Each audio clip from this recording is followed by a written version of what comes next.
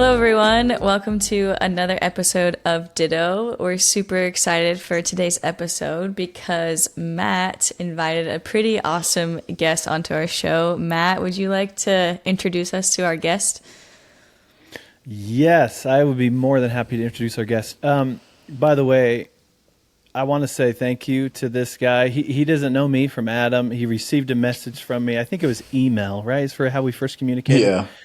And within, I think, 20 minutes, Zach, you responded, and I was astounded, like, wow, he's saying yes, and he doesn't even know me. And I know we have some related contacts and everything, but I want to thank you sincerely. We want to thank you sincerely for coming on today. Thank you. Who is this? So, Zach, correct me if I'm wrong, but your full name is it Zacchaeus? Is that how you say it? Zacchaeus. But you go by Zach. Yeah, Zach. Yeah. I love that. Yeah, I read that and I was like, oh, that's so cool. I didn't know that. So Zack Moss, everyone, is our guest. For those especially from the beautiful state of Utah, you'll most likely recognize that name. He played for the University of Utah. I'm repping my U hat for those that are watching the video today. As a running back, so Zach, correct me if I'm wrong with some of these stats or some of these bio, if you will. 2016 to 2019, you were drafted in 2020. Is that right? Yep. Okay. And had some decent years, if I'll say. You had 3 consecutive 1,000-yard rushing records, which broke first time in school history. And then you were a Pac-12 Offensive Player of the Year as a senior. Those are some pretty good numbers, I will say. And then, like I mentioned, Zach, you were drafted in 2020 during COVID. Probably not the funnest time to be drafted, right? Like, how was that, by the way? Yeah, that was definitely a weird time. Like, just you work all this time to kind of get to this moment, and you always, grow up watching stuff on YouTube and things like that.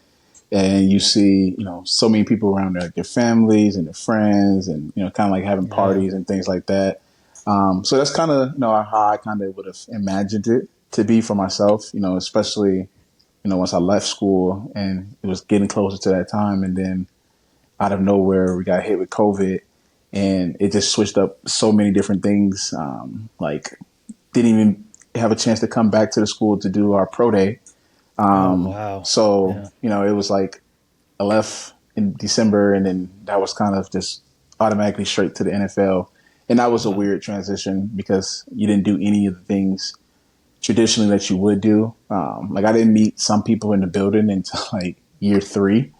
Oh my gosh. Once things started finally calming down, you didn't have to wear a mask and, some levels were like zoned off for us to go through and things like that. So yeah, it was a weird time, but a good time in the sense of, having something, a dream that you work for come true and stuff like that.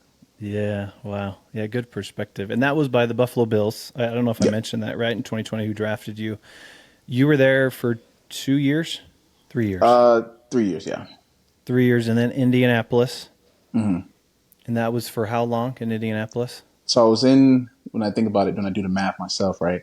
I was in Buffalo for 2.5. And then I got traded to Indianapolis. Was there for a year and a half, and then I just did a full year my last season in Cincinnati. So this is going into year 6. Year 6 with Cincinnati. Yeah. Okay, got it. Perfect. Some personal stuff. You're from, correct me with pronunciation here, Hialeah Gardens. Is that how you say it? Yeah, it's Hialeah. Hialeah. So, okay. Yeah. So I'm not actually from that area. I've always tried to figure out how can I get that changed. Okay. Where are you from? So just Miami, Florida, so Liberty City. So it's about 15, 20 minutes west of Hialeah. Right. But I went to high school out of my, where I lived at. Yeah. So I went to a different high school. So they just figured out to kind of put that one there. And then it's just kind of followed me. And my friends kind of always joke about it. It's not a bad place to be from, but it's just... but it's not where you're from. Yeah, it's not where you're from. It's a different vibe over there versus where we're from. So it's a That's funny funny. thing because I always see it and I'm just like, you know what, it's Yeah. what it is at this point. We need to call whoever this is and get this corrected. This is ridiculous. Okay, so Yeah. this is funny. So you went from Miami, Florida to Salt Lake City, Utah, Yep. much colder, and then you went even colder climate to Buffalo. Yeah. So let me ask you, how were those transitions, especially the one from Miami to Salt Lake City? What was that transition like coming to this state of Utah? Uh, Honestly, like when I was, going through it at that time, I was more so just like eager and happy, more kind of like just wide eyed as a 17, Hmm. 18-year-old kid at the time, and not really thinking about, oh my gosh, I'm going all the way over here and it's going to be a culture shock and it's going to be all these different things. Like none of those things really were in my mind. I was just more happy that I was going to go play football, and for a school that liked to run the ball. So that was like a big thing for me. So I was just more like happy and eager about those things. But then like over the years, right, like I've always had people ask me like, how did you get from Miami, right, to get from the University of Miami, FSU, Florida, Yeah. just all these different schools you could have went to, FAU, FIU. How did you get from there all the way across to Utah? Right. And, I always tell people, I got lucky in the sense of, so for the recruitment for me, I wasn't even getting recruited from Utah until my senior year, like the last half of it. Oh, wow. So I got an offer, and Tyler Huntley and DeMarc Simpkins, Yep. two dudes I played with at Hollandale, they were already committed and they were going to enroll early. And they were showing like highlights of our games and stuff like that on their visit up here. And the coaches kept asking about the guy who was playing running back. And they were like, oh, yeah, well, he's committed. I was committed to the University of Miami at the time. And I had two cousins that played at the University of Miami. And obviously, you got a kid from Miami, University of Miami. You're probably thinking he's going to stay. So they didn't really go hard at me, and then I decommitted from there, and then it kind of just opened up a lot of different things. And I was like just super happy to come out here, and then I saw the place, and I mean, shoot, I still live here. So Yeah. Yeah. I love that. What has attracted you to, yes, stay here, but from my perspective, a fan's perspective, an alumni perspective, what attracted you to be at the U, to stay at the U, to have hopefully a good experience at the U? What about the University of Utah was unique, their program there? well, I just really like, for one, they had communications, which was the degree I wanted to go under, and do TV broadcasting. So that was big Oh, for me awesome. Yeah. to, have that be there. And then obviously it's a really good campus. So it's like, honestly, like it always felt like I was going to be safe. I didn't have any issues, never felt any type of way.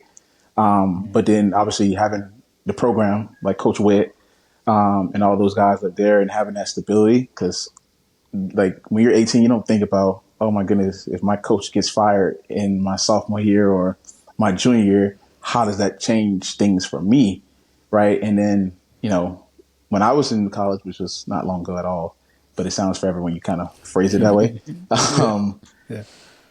you had to sit out a year if you transferred. Right. So that was like something that was huge for me, that somehow, some way at that age, I kind of did think about that, which was great. And I kept having it drilled in my head because Coach Witt had been there since '04 at the time. So, that was huge, because I knew whatever school I went to, I'm kind of a one and done guy. Like if I do something, I don't want to redo it. So like once I Mm-hmm. do it, I try to give it the best I can. And that way I don't have to change things up. So going there, I came out one time. I literally saw it one time, Wow. and it was January. So you can imagine how much snow, how cold it was. My first time seeing snow. Wow. They took a snowmobile in, and things like that. So, and then like seeing mountains, like I had never seen mountains, and things like that, and especially these, because these kind of feel like in a backdrop, low key. Yeah. Yeah. So all those different things intertwined made it so easy for me to be like, yeah, okay, I'm going to go here. Like, and I knew it would suck, like leaving from, being that far away from home because, you know, my family didn't have the income to fly out every single week and just make that, cross country flight all the time. And I had a chance to go to Tennessee, University of Tennessee. And I was like, man, that's a little easier, but things kind of just shaped up where I needed to be here. And it's been the best decision I've ever made. Like I met my wife there. That's the reason I'm still here. But I met my wife there. We have 2 kids now and things like that. And, I couldn't imagine not coming to Utah versus going anywhere else and just imagining like where in the world, like, could I possibly be, right now with like the structure I have around me and things like that. God, I love it. Well, as a University of Utah alum and a University of Tennessee alum, I'm really glad you went to Utah. Oh, wow. So thank you for going to the real U. I love it. Yeah, I remember watching you play when you were here, and one of many things that stood out to me, Zach, was your work ethic. And we just had Coach Scally on, what was it, a month ago, Ashley? Yeah. Month-ish. Nice. And he talked about Utah football culture. And one thing that both he and Whit, and really the whole staff, emphasize, yes, it's work, but it's like you come in as a recruit and you're going to be us. We're not going to be you. Right. Yeah. I mean, I know you heard that. I know it's like, yeah. It's on repeat in my mind. But it was evident, like, you bought into this and use your unique kind of individuality to strengthen an already existing strong culture. Yeah. And so I don't know. Talk to me about the culture, yes, at the University of Utah, what it was like being a player within it, and how it has shaped you, but also how your own individuality and your own uniqueness, shaped it as well. I know there was a lot of questions in there, so if you need me to repeat anything, let me know. No, you're good. That's a great question, honestly. You're going to become us, we're not going to become you thing was definitely something I struggled with for a while. That just brought back so many funny, like every time I go over there, that's like the first thing that everybody talks about. It's like my freshman year. So I'm from Miami, obviously, right? And we believe in South Florida, we have the best football and the best athletes when it comes to football, right? Like not basketball, not track, not soccer, nothing else, right? We don't even look at those. So for me, I'm just like, okay. And fun fact about myself is that I started playing running back my junior year in high school, but it was only really part-time. Like I was like second, third guy. My main position all the way up into that time was linebacker. So I was a really late bloomer in football. And once I realized, I was like, no, I kind of want to play running back. But my junior year, I got my first offer from Appalachian State, and then I got the University of Miami. Okay. And I was kind of more just like in between on what I wanted to play. But I knew I was like, okay, well, I'm not going to play linebacker at the next level because I'm just not going to do that. So I made the switch to running back, and then I switched over schools, and I ended up going to Hollandale. And I had a really good senior year, and that just gave me a lot of like, courage, and like I just felt really good about what I could do. Finally playing this position, and kind of finding, I wouldn't say a new love, but when you really like something that you find, you kind of keep wanting to feel that. So when I got to Utah, we had a guy named Joe Williams who was going to be this starting running back that year, senior. And I knew I didn't want a red shirt, and I wasn't really worried about that at all after, once I got there and, the coaches were talking and stuff like that or whatever. But I just had a really hard time, like, turning off all that newfound confidence as a running back, and like wanting to just do it the way I was doing it, because I felt like I had success, obviously, in high school. But it's such a different ball game in college. And, Coach Witt and that culture that they have, like they really make you realize that this is the best thing for you. Because football, and as you guys know, sports give you so much structure, it gives you so many different things that I always look at people who didn't play sports, and I just be like, shoot, Like they are totally different people, right? Like they are just totally different. Like I'm talking about like no sports, right? Like not even little league, forget high school, just stop there at literally like no sports. And I'm just like, okay, you can tell they just don't have all of those different things that you kind of need that sports can give you. And, you know, they really honed in on those different things at a whole different level. So like for me, I made a huge jump once I bought in. I bought in really 2017 after I broke my arm. Cause that gave me, it was just like I was just in a different mind space that I had never been in before. And it was a spring game and, you know, we're getting ready and I'm projected to be the starter and I do that and just like killing me. Right. But once I really bought into things, man, I was able to really just, you know, take things by the horn and really just continue to get better as a player, but find ways to still do it, with a new mental, with a new group of guys, the way we kept building things like that. And I think, you know, that's why we have such a really good class that I came in with, the 2016 class. We all still talk to each other. We had 9 guys drafted in our class.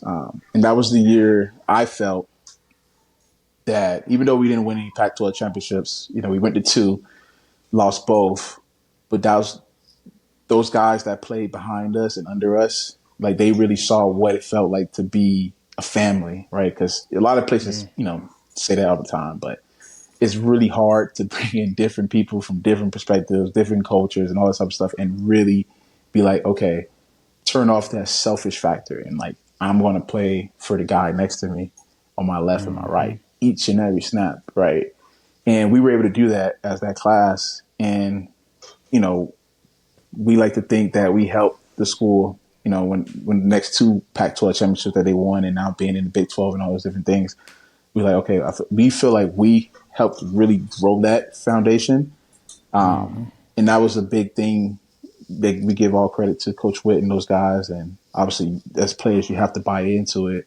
And we really did. And I mean, it works. Like every time I see a guy that's in like scouted or something like that from different teams across the NFL, you know, they really have respect for the guys that come out of Utah because of the culture, right? They know what they're getting, right? You don't have the character issues, right? You're not going to see guys, like, if you really think about it, right? Like you're not going to find guys from the University of Utah that played there in the news media every other year or every other whenever, right? Like, so like they really appreciate what Coach Witt and those guys have built.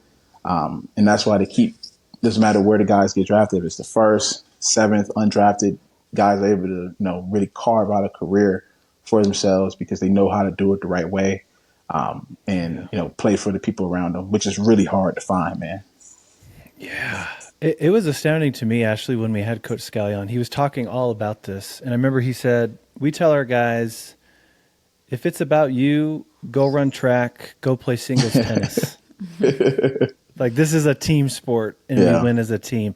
And they get it so much. And it sounds kind of egotistical. It sounds maybe rude. I don't know what the word is. But they understand when the collective is bought in, you find success. Yeah. Both on and off the field. And that's what I love about this staff and the culture that Coach Witt has created up there.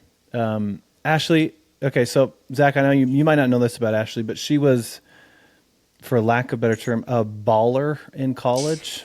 You were probably one of the best, if not the best college player to play college soccer during your time, Ashley. And she is now still in the professional ranks. Ashley, just briefly, can you speak to Zach's language of buying into the collective? Because just like football, soccer is a team sport.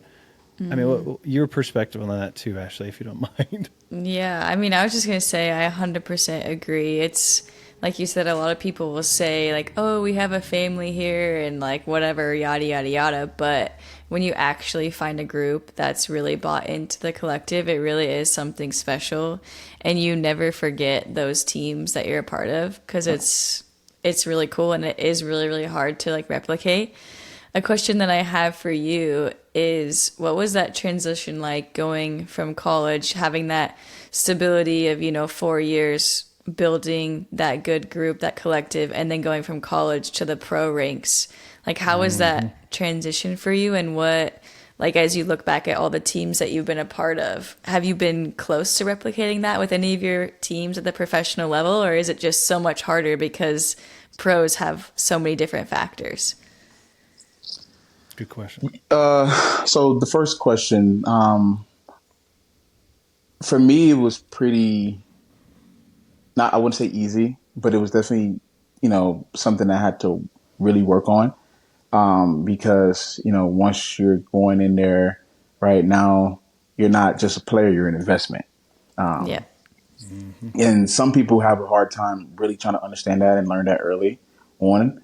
And thankfully, I had some really good vets when I was in Buffalo, my first year, especially, that, kind of took me under their wing a little bit and just kind of like just educated me on, hey, man, like just because you're here doesn't mean you're going to be here.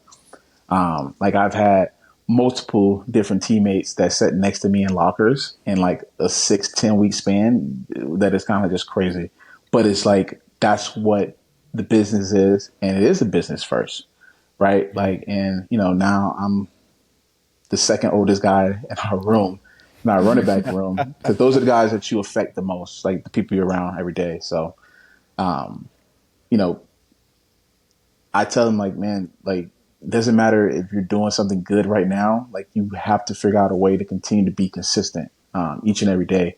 And that's not something that they kind of tell you in college, because you have the 4 years to build. Like the college isn't going to cut you or trade you or do anything like that. So it's like, if you suck, you kind of just suck, and then you wait until you decide to leave, right? The school is not really going to force you out. It's just going to sit you down.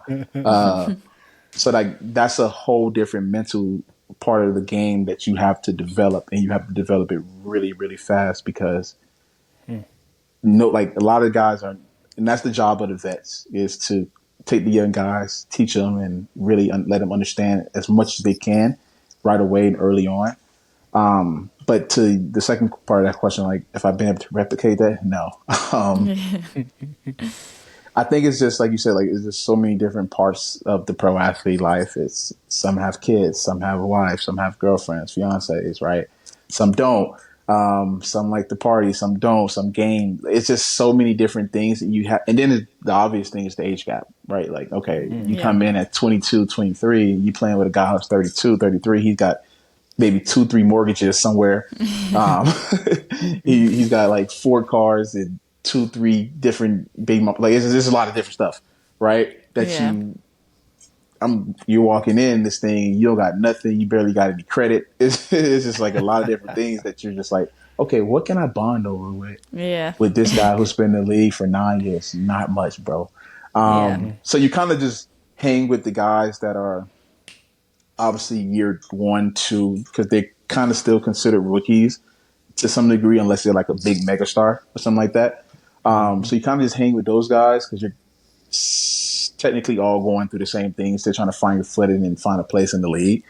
And then those are the guys you really kind of build those relationships off the field, and have those when you leave teams and you go different teams and stuff like that. And then for me, like playing on different teams, I've always felt like I've had really good teammates, guys that weren't selfish and things like that. But it's all been totally different. In Buffalo, I felt that was like a really good culture of family. In Indy, I felt like they were still building that. And then now being in Cincinnati, we're still working on that part still, is trying to figure out our identity. And when you have teams that have identity issues, it's really hard for you to go out there and win games, because everyone's not on the same page. Everyone's not bought in on the same level. Everybody's not doing what they need to be doing and moving in one sound. So it's different. And I always tell people, just kind of look at that, because in Buffalo, there's not much to do at all in Buffalo, if anything. So you have no choice but almost to be a family. It's like you're hanging out all the time at each other's houses. You're doing, all these different activities together and stuff like that. And you have to, what I mean? You go into different, if it's Toronto, going to New York City or whatever like that for a couple of days, you're doing it together. And that really does, help a ton. And it helps when you have coaches and, the people in the staff that really focus on those different things, because when you don't have the focus on those things, obviously a lot of things just weed through the cracks, and then you're stuck trying to now get weed out of cracks, and that's pretty hard to do. Yeah. Yeah. Yeah, Well, definitely. I'm sure you can only go to Niagara Falls so many times when you're in Yeah, and Buffalo. I've been to Niagara Falls plenty of times. It's still on Like, my bucket list, but It's okay, amazing, but I don't once you want to see it dampen right, it you're for you. done. Then yeah. I don't want to dampen it for you, but it was to a point. So I was like, you know what? Once I started having like family come after COVID a little bit, I was like, Yeah, yeah, you guys can go. I'm not driving just to that's go see funny. it again. Yeah. Yeah, That's how I feel But about it, the DC monuments. Every time my family's out here, I'm like, I've seen it way too many times. You guys go ahead. okay, so we're on the same yeah. thing. You haven't seen Niagara, and totally. I haven't seen the monuments, and that's something I Perfect. actually want to Yeah, we'll do. just But yeah, switch. yeah, Switch. Yeah. that'd be nice. Speaking of Zach, that Zach. So this might be the most important question we have on here. Cincinnati chili, yay Oof. or nay? Well, I had a bad experience with it. Oh Ooh, no, no. shoot. Yeah, yeah. So I have some chili in the fridge right now. So that's a great reminder. I'll probably do that after this. Um, but so when I first got there, I signed the contract, and you do all this little media stuff, whatever. So Yeah, that was one of the things that they had us do was, put the chili on the hot dog and stuff like that. yep, I think the timing was just bad because everything was cold. oh, So it was dang. really hard and it was on camera and they're recording it and you're just trying to push through this thing. Um, but the hot dog is cold, the chili's cold, the cheese. I'm just like, ah. Now, Yeah. if it's hot, I'll give it a It's chance. not And bad, right? When it's hot. a lot of people love it. They have it in the airports. So if you Yeah, have Skyline, those in right? the Isn't airport, Skyline the go-to kind yeah, of Skyline. Like same main one? if you have that in the airport, that means a lot of people like it. And Uh-huh. that's really risky eating chili before flights. Yeah. Just my 2 cents. I don't know. I would agree. Ditto. So we lived in Oxford, Ohio, so just like 40 minutes north of Cincinnati there. Okay. And I think we went to Skyline maybe 3 times over the course of 2 years, and it was fine. I mean, I feel like you have to really put all the onion and all the cheese and like really load it up Yeah. to make it good. Otherwise, it's just spaghetti, in my opinion. It's not really chili Yeah. unless you really load it up. But anyways, that was my most important question. Back to relationships. You mentioned a lot. Ashley brought this up, which I think is really interesting. And this is one of the questions we wanted to ask you, one of many. When you think back to a coach and or teammate, this is either at the University of Utah or even in high school and maybe even here in the professional ranks, what's been the most powerful thing a coach and or teammate has said or done that has stuck with you, and why? It's funny. When I read that, when you guys sent over the questions, and I read that, and I was like, man, I've had a lot of coaches, a lot of Yeah. different things and stuff like that. And I knew it was one, but I could not remember it. Like my brain was just all the way off, and I was like, what in the world? But then as soon as you read it again, it just popped in my mind just now, which was nice. But so I had a coach who I credit a lot of my success to, Coach McDonald at the University of Miami, University of Utah. He was my running backs coach from 17, so for 3 years. So Yeah. sophomore year to senior year. And he came from Eastern Washington, smaller school.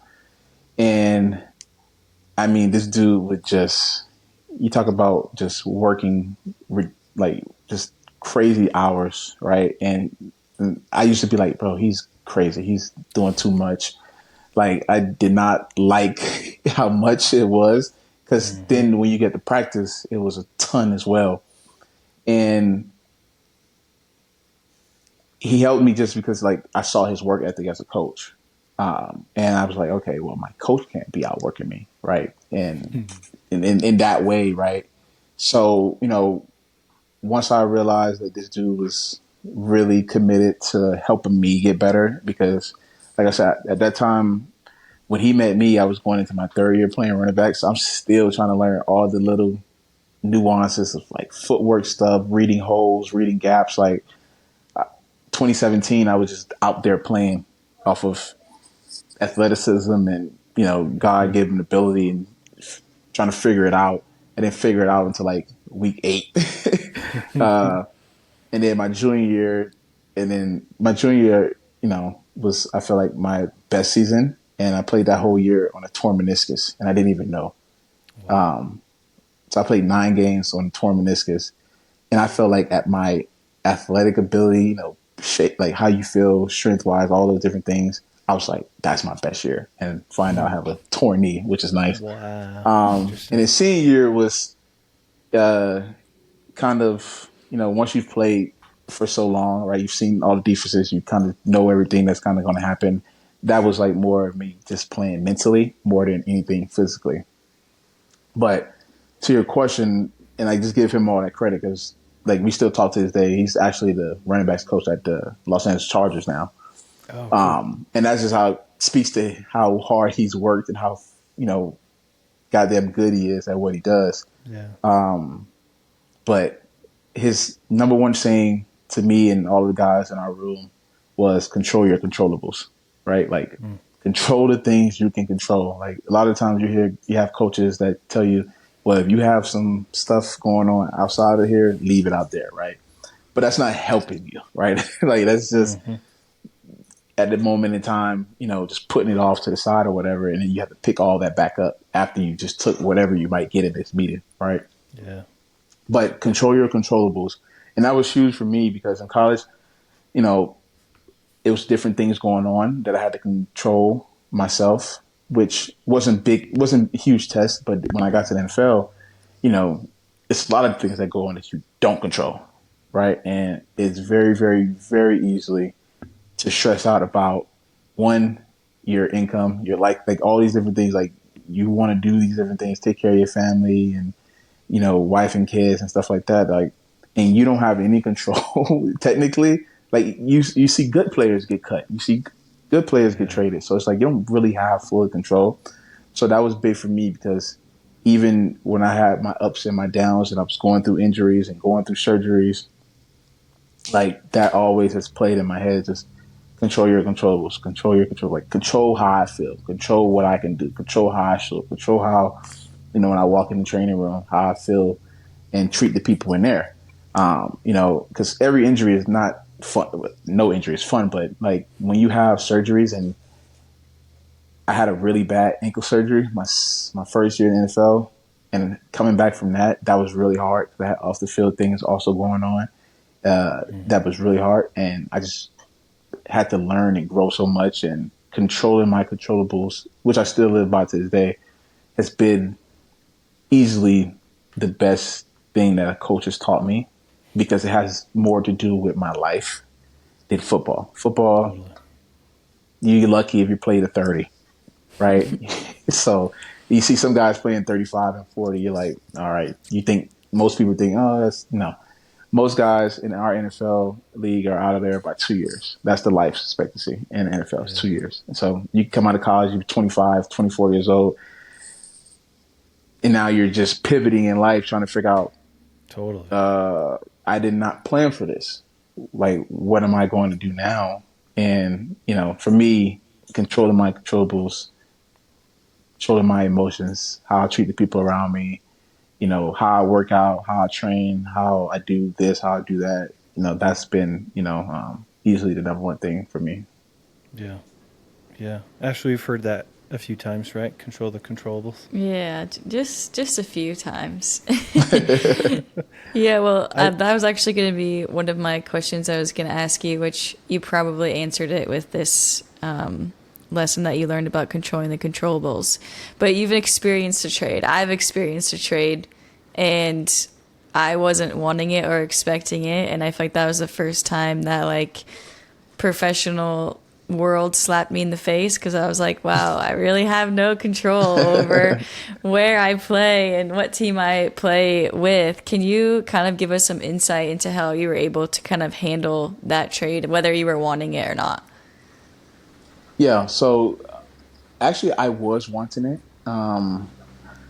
which was huge for my career to get out of Buffalo. And I love my time in Buffalo. I love the people there and the coaches and the players and things like that and the fans. But just on field, things weren't adding up because the style of offense that we played and the style of a running back I am.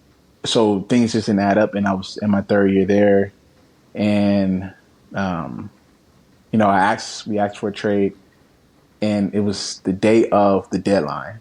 So I remember vividly. I was in the weight room. It was a Tuesday. It was an off day, ironically. It was a Tuesday off day, and I'm working out early in the morning like I usually do. And our head coach comes upstairs. I'm on a Peloton, and we have just a really quick chat that, hey man, we know you wanted to get traded and things like that, but you know, it's not going to work out this year, right? Because I guess they couldn't find a trade partner or whatever, right? I don't know the background of why he had that conversation with me at that moment. But I was like, well, that sucks because I'm not really playing as much right now, and it's like here and there. You just never really know, and that's really hard as an athlete. Like, am I playing or not? Right? Like, because you train a certain way, you prepare a certain way to play, versus when you don't, you can easily fall into that trap of just getting lazy, right? Oh, let me have 2 glasses of wine tonight since I'm not playing Sunday, right? Or Yeah. let me eat this. It's just really easy just to get off your routine, because your routine, to stay on a routine, is already super exhausting. And like, you always want to find a way to get out of it. And so when you have those little things moving and you're just like, oh, nice, I can eat ice cream over here right now, or just little things like that. It was like I had that moment, and then I left. I went home and I started playing 2K, the video game, with my friends, and it was like 2 o'clock maybe, and I get a phone call. I look at my phone. I didn't answer it because it was an unknown number. I was like, I don't answer unknown numbers. Yeah. So Yeah, I me was like, neither. yeah, I was like, don't know that number. So I just let it ring out. It calls me back again in like 30 seconds. I was like, it's weird. It's the same number. So I answered it, and it was a Buffalo area code. So I was like, okay, cool. I answered it. So I answered it, and it was one of the guys that worked for the Bills. And it's like, hey, man, we need you to come up here real quick. I live like as easy as I can see my backyard, as easy as I can see the stadium from my apartment. So I just hopped on my bike and I rode over, right? And I walk in, and I'm just thinking, oh, okay, well, maybe they're just going to tell me, I'm going to meet with the GM, and he's going to tell me, hey, we couldn't do this, and da-da-da, and this is kind of what we're looking for from you for the rest of the year, to, not be in a slump, whatever, stuff like that. I get in there, and the GM's not even in there yet. The head coach is in there, and me and the head coach have a really good relationship. Me and the GM have a really good relationship. It was more so just the offense and my play style not meshing. And they did me a really, really cool solid, which you don't rarely see. They did me a really, really solid just by saying, man, we're going to take less for this guy to get out of here and go play somewhere. And by them doing that, like, the head coach had told me I'm getting traded, and the GM was still on the phone finishing the trade. Oh wow. Wow. And it was like 10 minutes right before the deadline. So I'm thinking I'm coming in there just for like a pep talk type thing, and it's going to be a long ass 2 months plus playoffs for myself, and then got to still go out there in the super cold weather. I'm like, oh boy. And all of our primetime games were always at night in Buffalo, which was fun. Oh gosh. So I'm thinking I'm getting ready for that, and ironically, it's a trade to send me somewhere where they love to run the ball, where this team also, the GM there, Chris Ballard, who's one of the best people I've met in the NFL, the GM for the Colts. Um, I automatically on the phone with him, and it just made me feel, wanted, and all those different things as an athlete that you kind of want to go give a new place, the best of yourself. But so that's why I always like have like love and respect for Buffalo. Just those two guys upstairs, the way they did it and handled it. and then going to Indy. So like I wanted it. Obviously now all the things that come with it, because it still was a shell shock because it was like, okay, I wanted this, but I didn't know it was going to happen. So you still get both of those different Yeah. things in there mixed together. So then like my wife, which was my girlfriend at the time, like I had to come back home and tell her she was sleeping. And then we had just found out that she was pregnant, like maybe Oh, a week wow. before that or a couple days. So I was like, Wow. oh, nice, great timing to try to move from Buffalo to Indy. And I didn't know, like, because for us, I don't know how it works for you guys, but like for us, I was there on Thursday in Indy. Yeah. So I dropped everything, left 2 everything. days. Yeah. And really, I forced 2 days because it was Tuesday afternoon that I got traded. Wednesday morning, I should have been there because we had practice. So I was supposed to be there for Wednesday.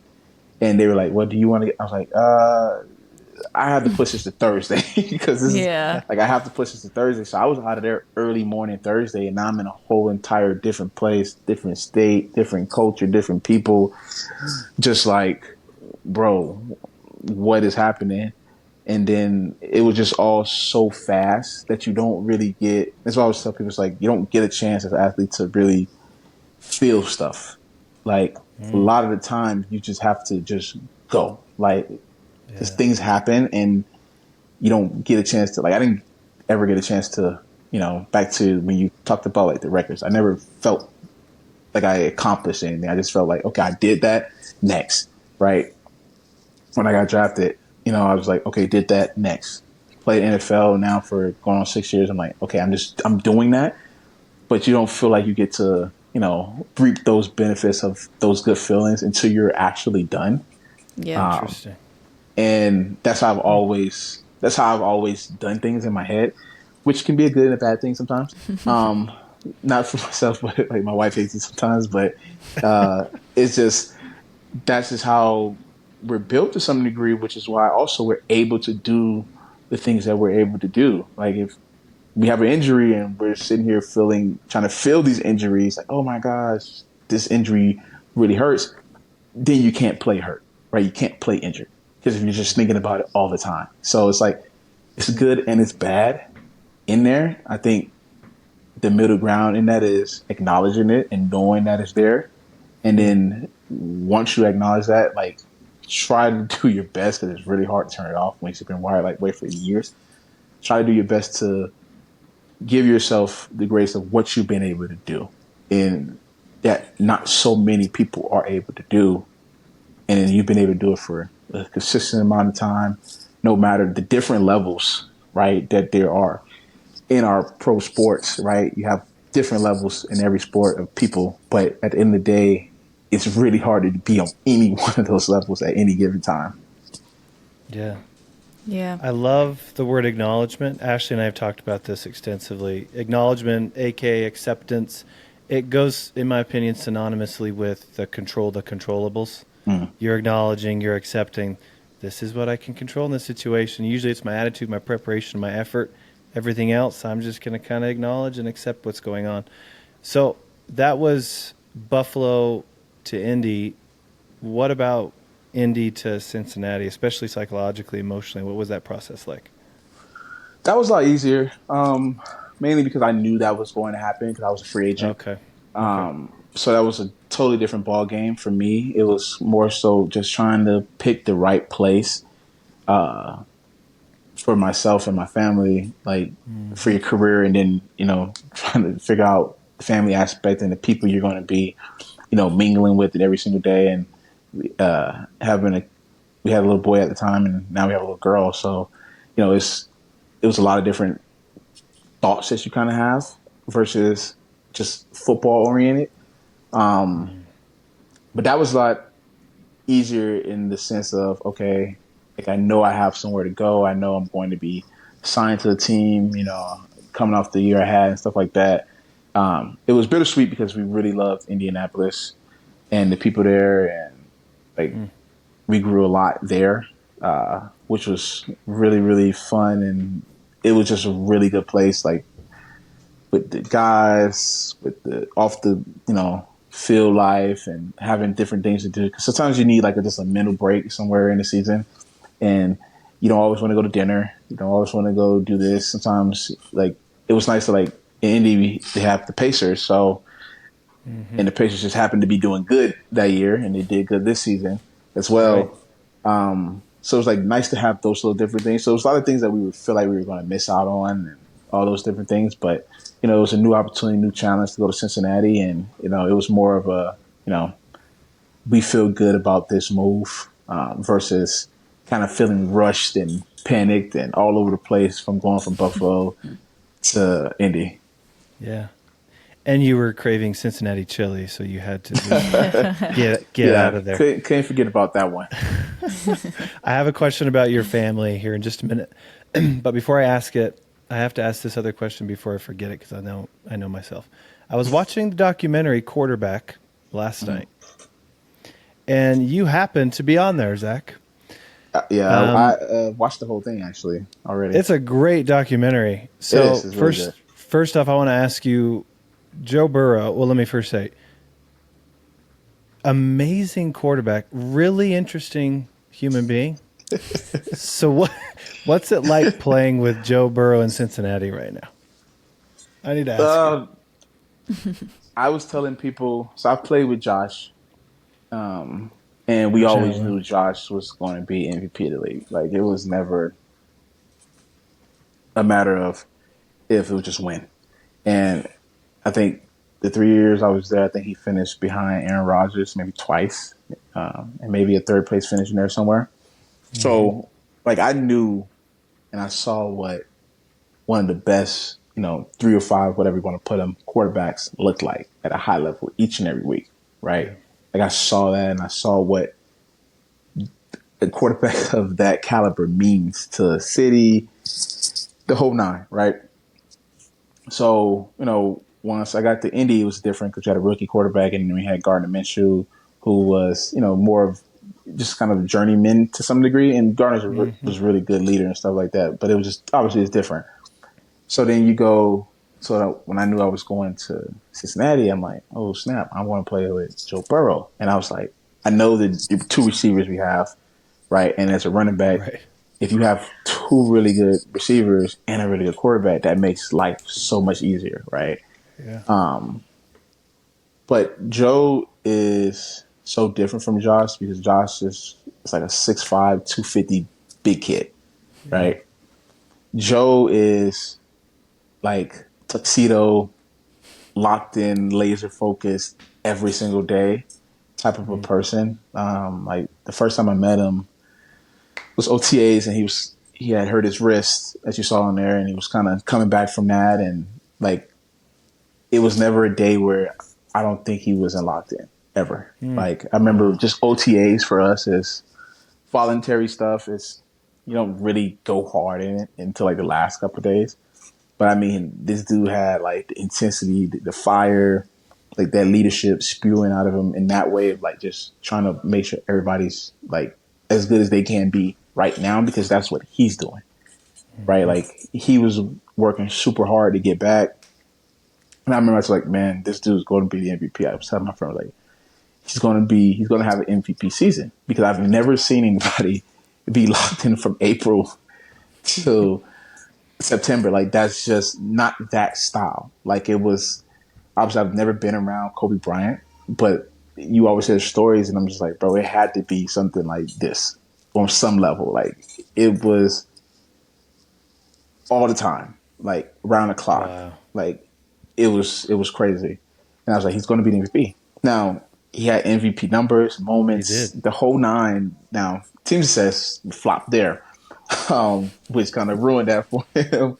But the dude was, you've never seen, I think I watched that the other day, and he had a stat on there where it was only Tom Brady in 2007 and Aaron Rodgers in 2011 that had the same amount of yards, touchdowns, and interceptions.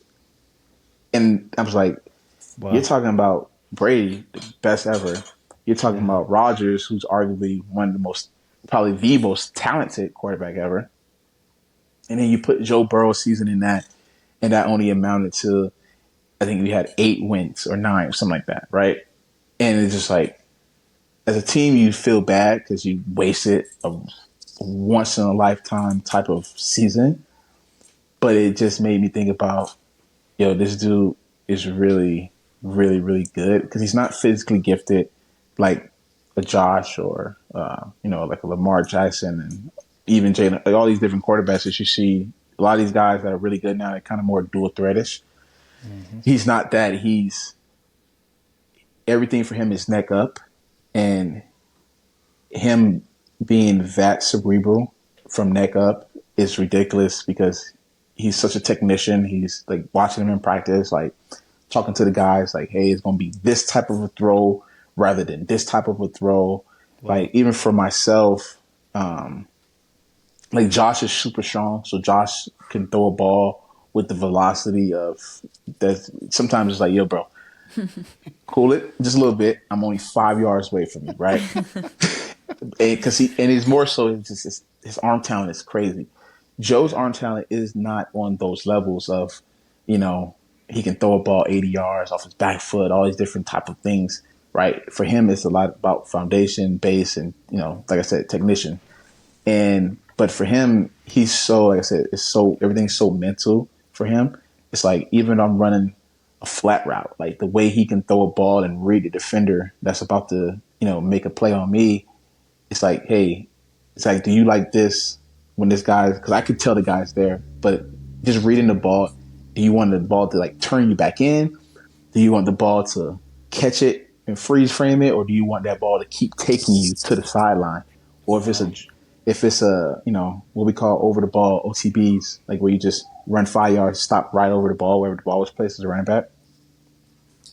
If the guys, because you can't see that, right? Like now, once my back is turned to defense, I have no idea who's about to come and kill shot me, right? But he can see that, and some quarterbacks don't truly think about this, right? Because you have the pressure on your feet, you got the O-line, D-line right there.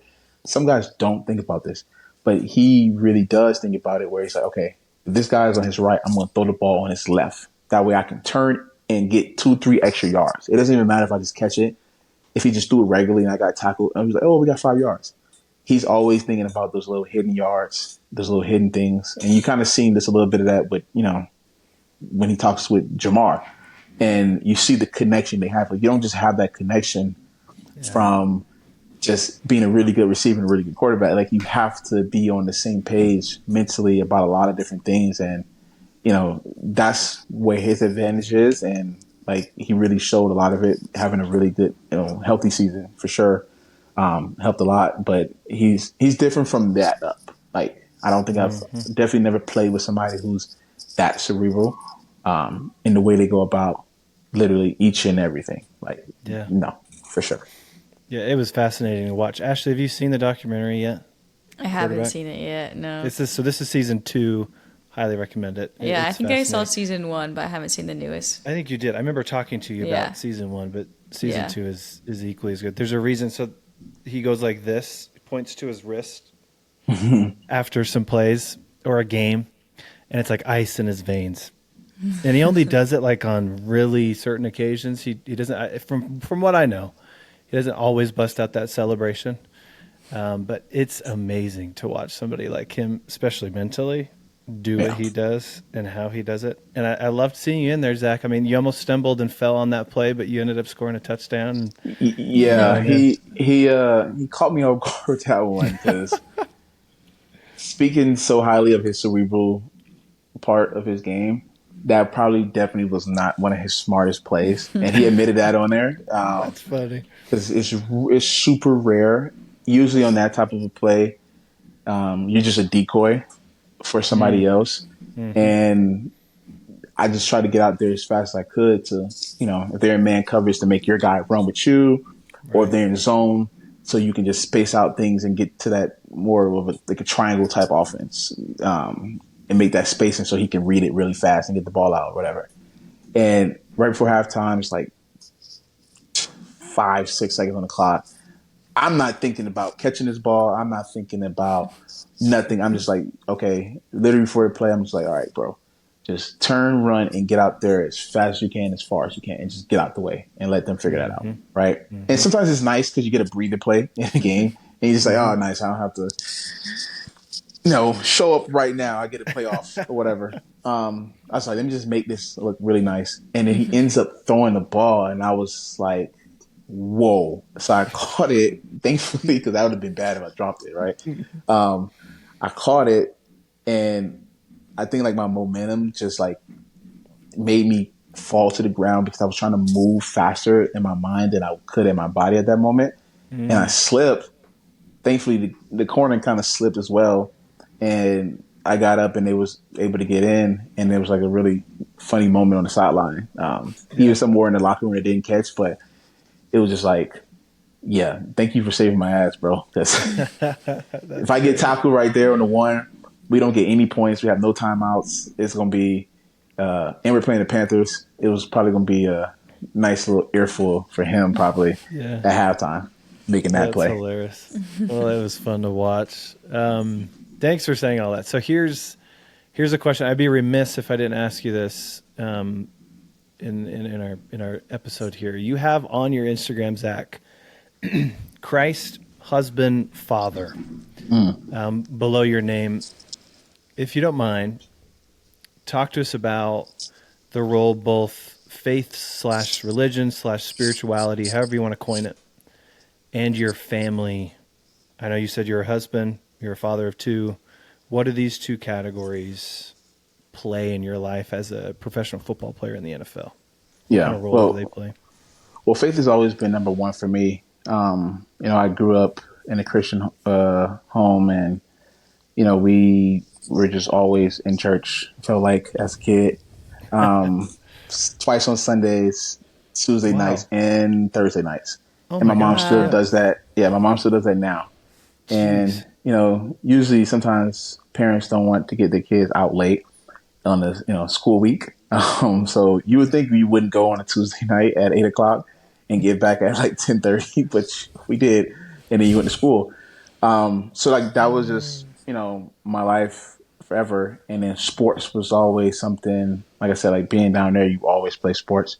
And I come from a big family on both sides, on my mom and dad's side. Both my mom and dad have 8+ brothers and siblings.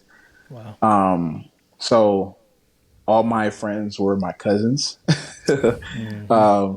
And we always just played sports and stuff like that. So that's how I feel like those two meshed so early for me. And then obviously as I got older and got into, high school and even to college, faith changed for me because it was more so on me and me having to find that and what that looked like for myself and, just putting it into my routine in college. And I've always felt like I know that that's the only reason I have any of the success I've ever had. And it's a journey that you go on. And I've been lucky to know some really good people who have helped me a lot. Also been able to find some teammates that you can talk to about this stuff in locker rooms.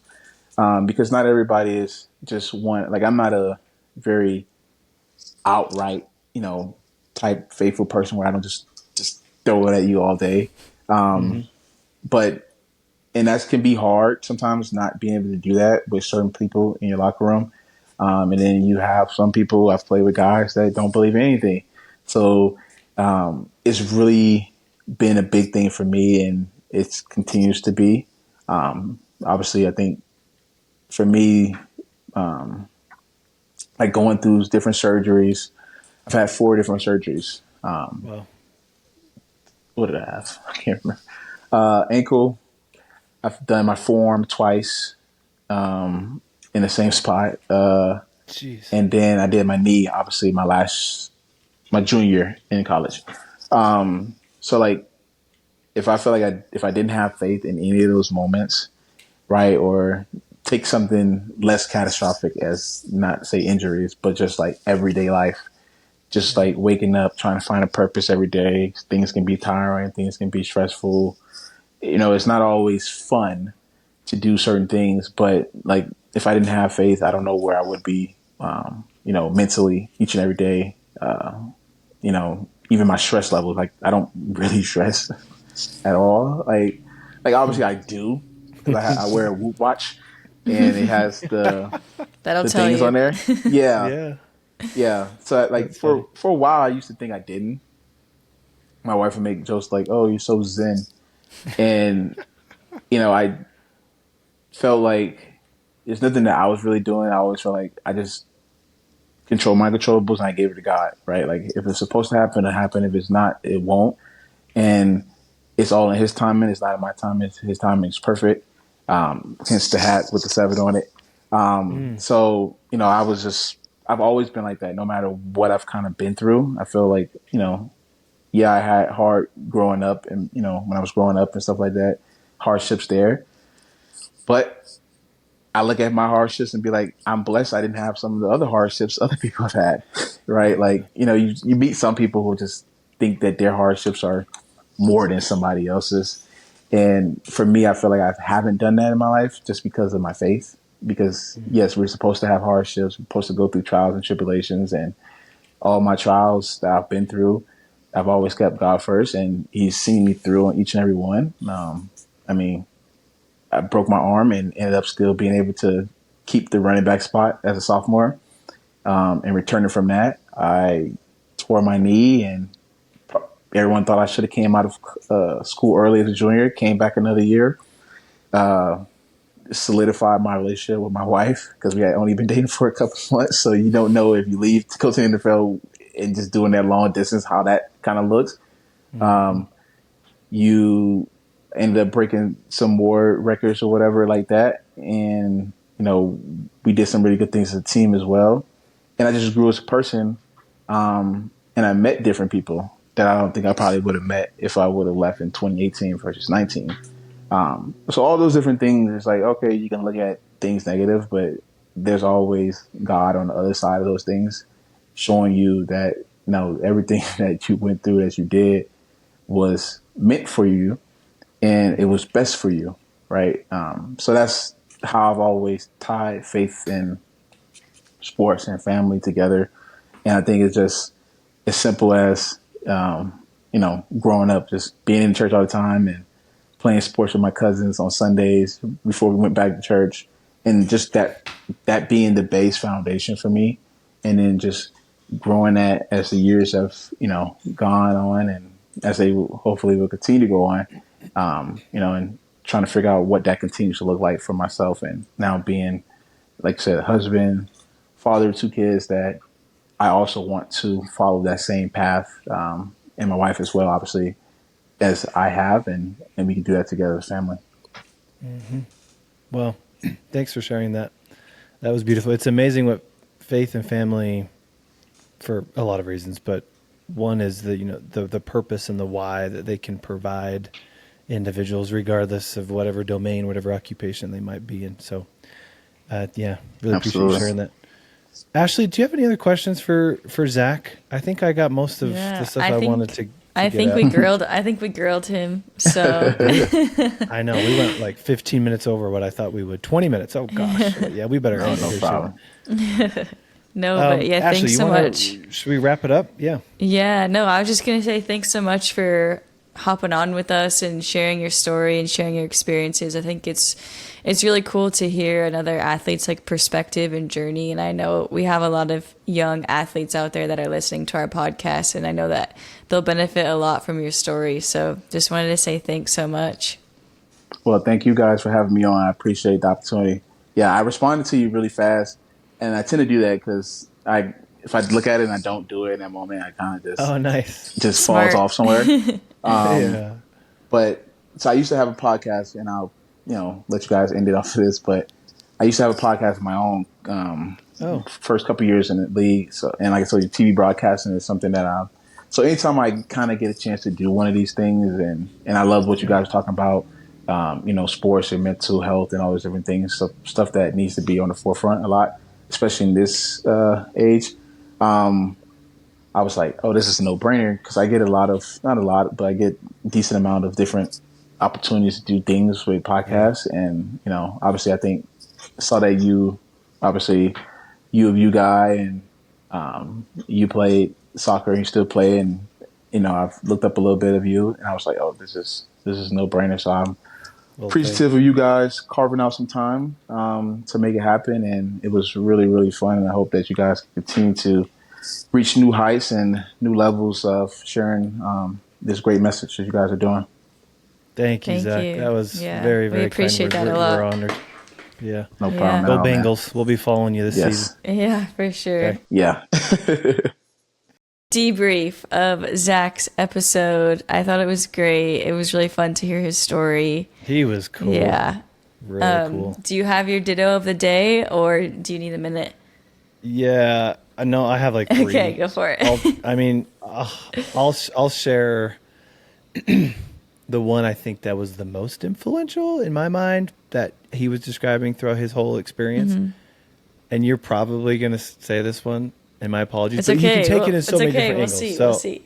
We'll mesh them in together beautifully, like we always do. Yep. I mean, this idea of controlling the controllables it's so cliche in sports psychology / really sports. I mean, he heard it from his coach, and I've always said coaches are the best sports psychologists. But it's so cliche for a reason, because it works. It's directly or synonymously related to this idea of acceptance and acknowledgement, which we know on this podcast is the power skill when it comes to psychological skill sets, this idea of acceptance. And throughout his time in high school, and then going across the country to college, and then from college to professional ranks, and then from one team to the next, and then one team to the next, becoming a father, getting married. Like, I don't know what that's like, but I would imagine it's stressful. Mm-hmm. And I know you're quote unquote a professional athlete and you're making money. How can you be stressed? It's like, Nope, wrong. okay, put yourself in their shoes. Yeah. And I know you can relate to this. The pressure is, I would imagine, something that is really hard and really high and really is hard to describe unless you're in it as the athlete or as the person. Mm-hmm. And so in my mind, it's like acceptance, acknowledgement. That's the power skill. That's going to help you get through this stuff, transition, get traded, get drafted, and thrive and continue to, find success and be where he's at.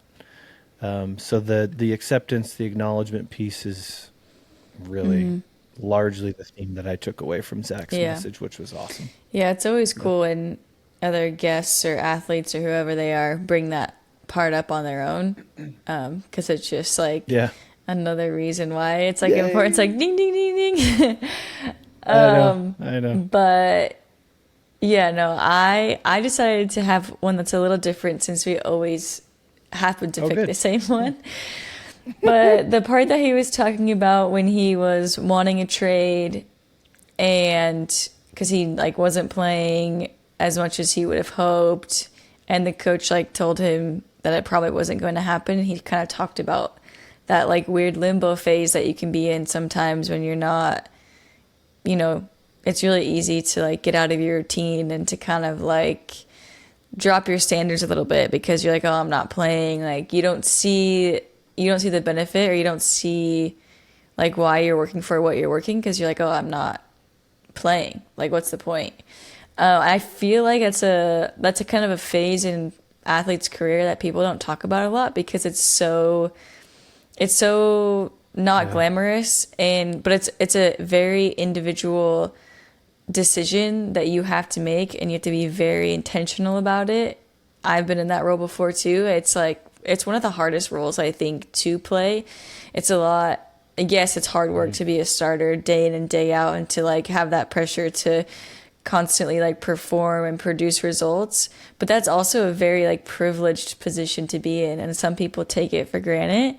But to be that person that's asked to show up every single day and not get the opportunities to see the field, but to still show up and practice and play every single day like you're going to see the field is really, really hard to do. So I thought that was cool that he talked about that, because it's not often something that we talk about a lot.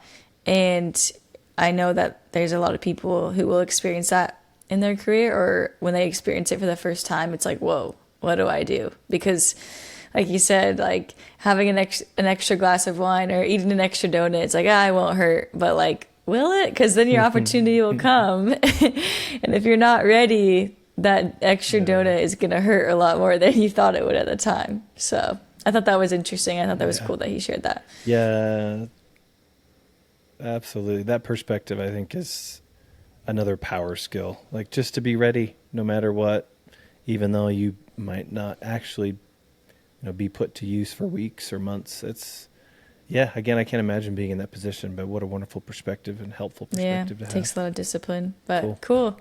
Well, Matt, Yeah. thanks for inviting our friend Zach on. We wish him Yeah, the very he's my best. BFF. We're officially BFFs. Yep, Yeah, sounds for like sure. it.